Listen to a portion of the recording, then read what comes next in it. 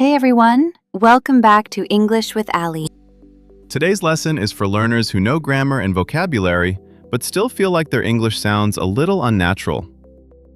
Exactly, because native speakers don't always speak like textbooks.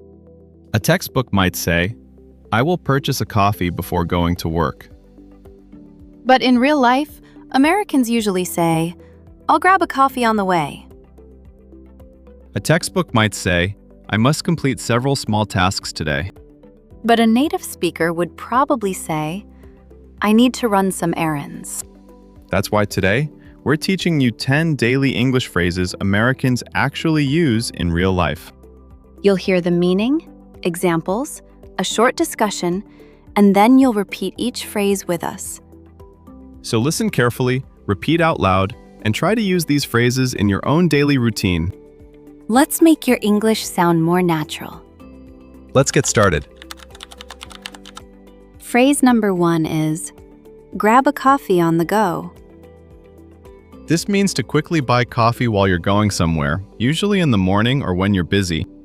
In American English, grab is very common. It means to get something quickly. So instead of saying, I bought a coffee, people often say, I grabbed a coffee. For example, I grabbed a coffee on the way to work. Or, I didn't have time for breakfast, so I just grabbed a coffee on the go. This phrase is casual and very natural in daily conversation. Now repeat after me. Grab a coffee on the go. I grabbed a coffee on the way to work. One more time.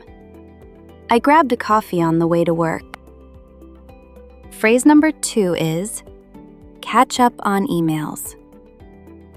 To catch up on emails means to read and respond to emails that you didn't have time to answer before. This is very common in work English. You might hear someone say, I need to catch up on emails before my meeting. Exactly. Catch up on means to do something you are behind on. For example, I spent the morning catching up on emails. Another example. After my vacation, I had to catch up on a lot of emails.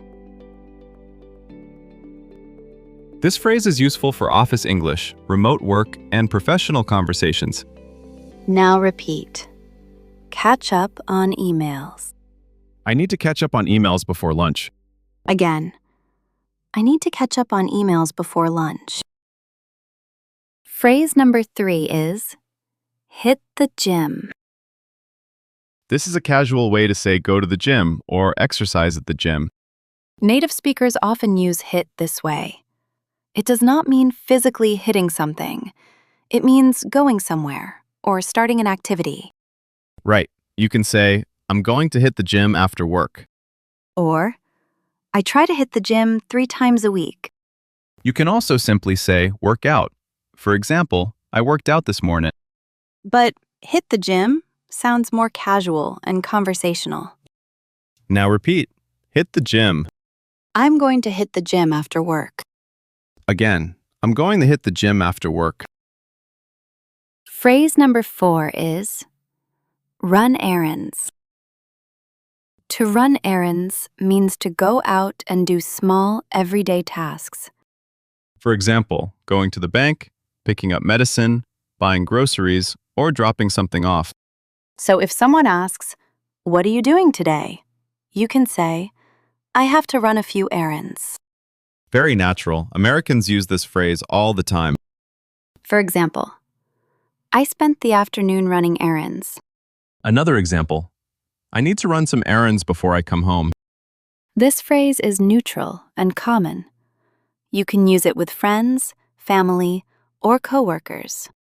Now repeat, run errands. I need to run some errands after work. Again, I need to run some errands after work. Phrase number 5 is, meal prep. Meal prep means preparing meals ahead of time, usually for several days or for the whole week. This is very common in the U.S., especially among people who work, go to school, exercise, or want to save money. For example, I usually meal prep on Sundays. Or, I meal prepped chicken, rice, and vegetables for the week. You can also say cook in bulk. That means cooking a large amount of food at once. For example, I cook in bulk, so I don't have to cook every night. Meal prep is casual, but very common in modern American English. Now repeat.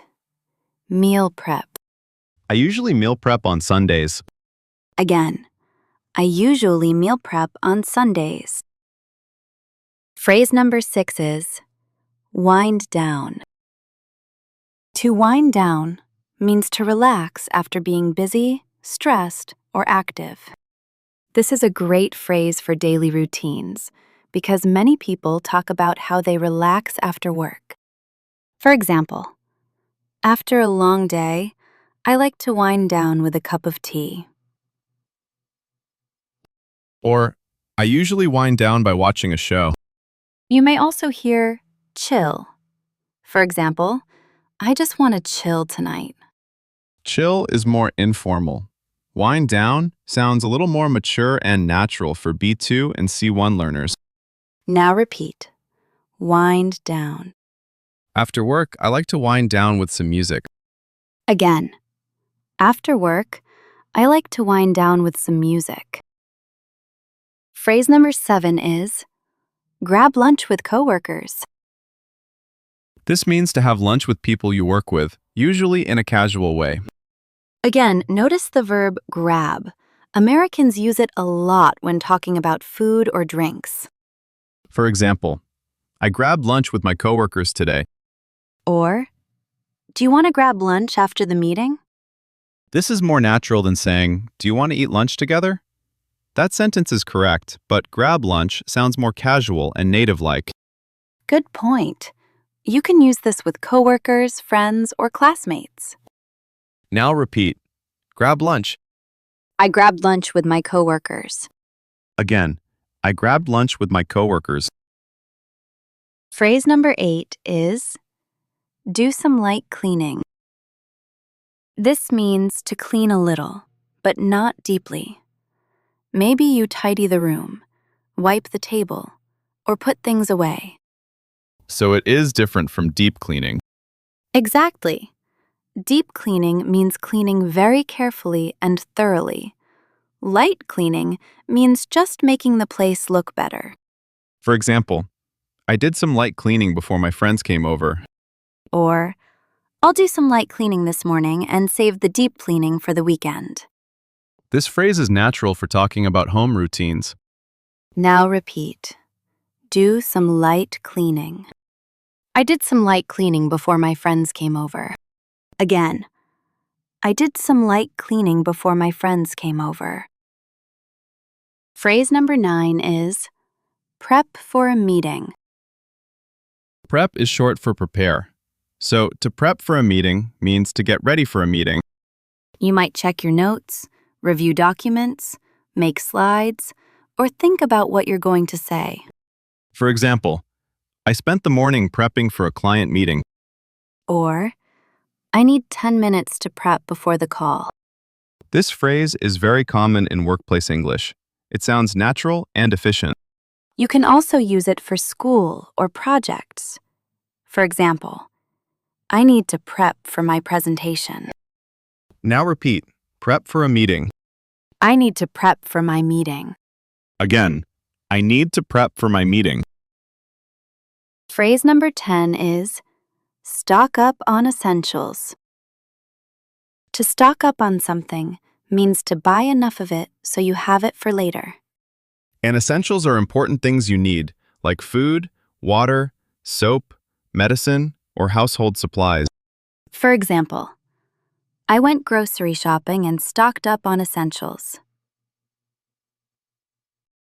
Another example, before the storm, people stocked up on water and batteries. This phrase is useful because it sounds more advanced than just saying, buy things. Exactly. It's common in everyday American English, especially when people talk about groceries or home supplies.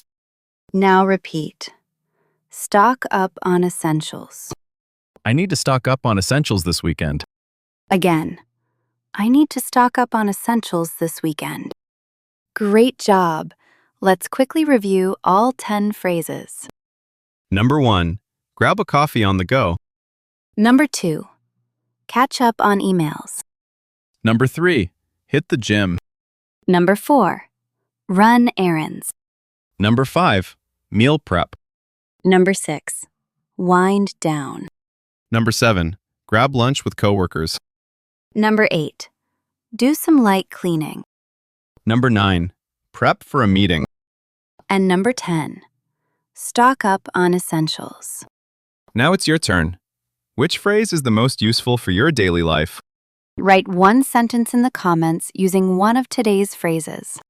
For example, I need to catch up on emails, or I'm going to stock up on essentials this weekend. And if you want more real-life English phrases, subscribe to English with Ali. Thanks for watching. See you in the next lesson.